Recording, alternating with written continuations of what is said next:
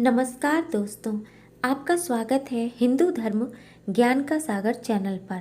दोस्तों, आपने देखा और सुना होगा कि अच्छे लोगों के साथ ही हमेशा बुरा होता है। धर्म कर्म से जिंदगी व्यतीत करने वालों की लाइफ इतनी खुशहाल नहीं होती जितनी कि अधर्मी और दुष्ट लोगों की होती है। यह सब देखकर आपके मन में भी कभी न कभी यह प्रश्न जरूर उठा होगा कि अच्छे लोगों के साथ ही बुरा क्यों होता है। इस बात का वर्णन गीता में भगवान कृष्ण ने विस्तार से किया है। भगवत गीता सभी ग्रंथों में से एक ऐसा ग्रंथ है जिसमें मनुष्य के मन में उठने वाले हर एक प्रश्न का जवाब विस्तार से दिया गया है।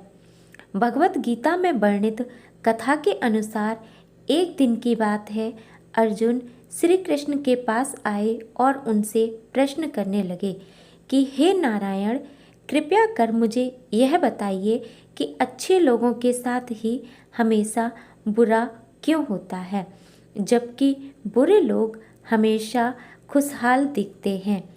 अर्जुन की बात सुनकर भगवान श्री कृष्ण मुस्कुराते हुए बोले, हे पार्थ, मनुष्य जैसा दिखता है या फिर महसूस करता है, वास्तव में वैसा नहीं होता है, बल्कि अज्ञानतावश वह सच्चाई को समझ नहीं पाता है। श्री कृष्ण भगवान की बातें सुनकर अर्जुन आश्चर्यचकित होकर बोले, प्रभु, मुझे आपकी बातें समझ में नहीं आईं। तब श्री कृष्ण बोले, अब मैं तुम्हें एक कथा सुनाता हूँ, जिसको सुनने के बाद तुम जान जाओगे कि हर एक प्राणी को उसके कर्मों के हिसाब से ही फल मिलता है।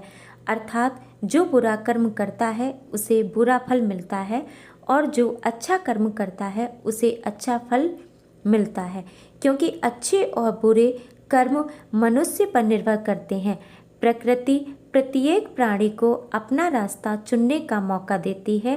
अब उसका फैसला कि वह किस रास्ते पर चलना चाहता है, यह व्यक्ति की इच्छा पर निर्भर करता है।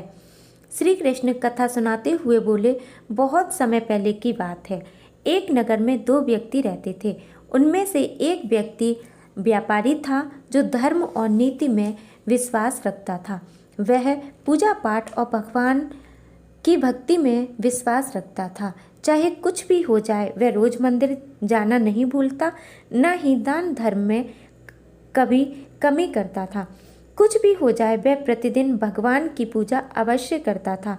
वहीं दूसरी ओर उसी नगर का दूसरा व्यक्ति पहले से विपरीत था।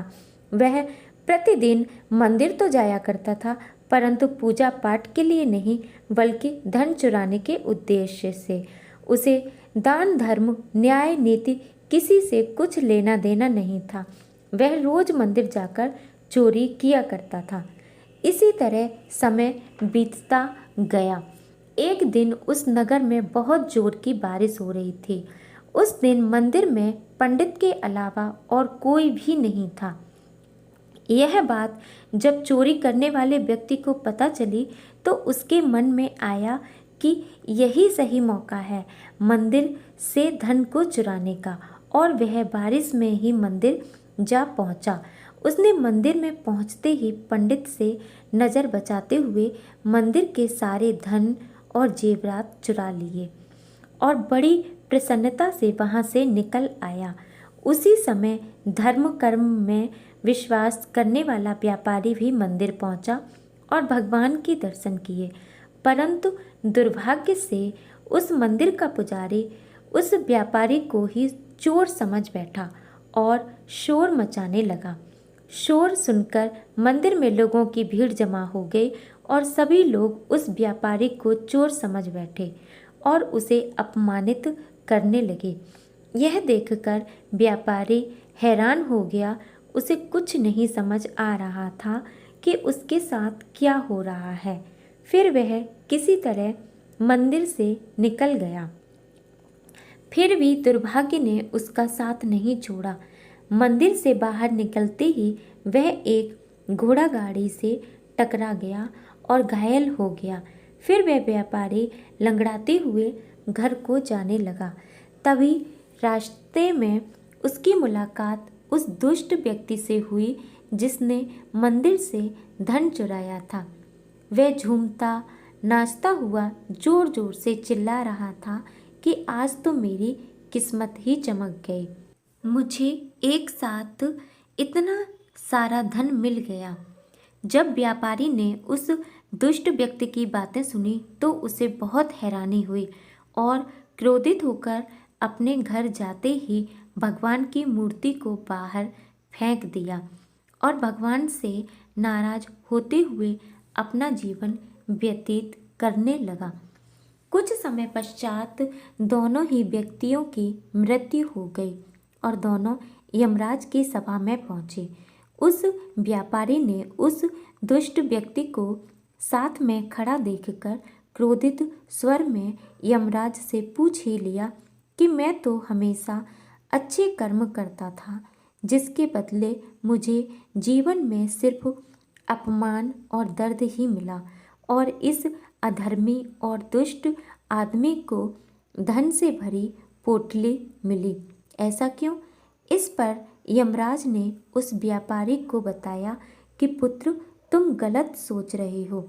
जिस दिन तुम्हें गाड़ी से टक्कर लगी थी उसी दिन तुम्हारे जीवन का आखिरी दिन था, परंतु तुम्हारे किए गए अच्छे कर्मों के कारण ही तुम्हारी मृत्यु एक छोटे से घाव में बदल गई।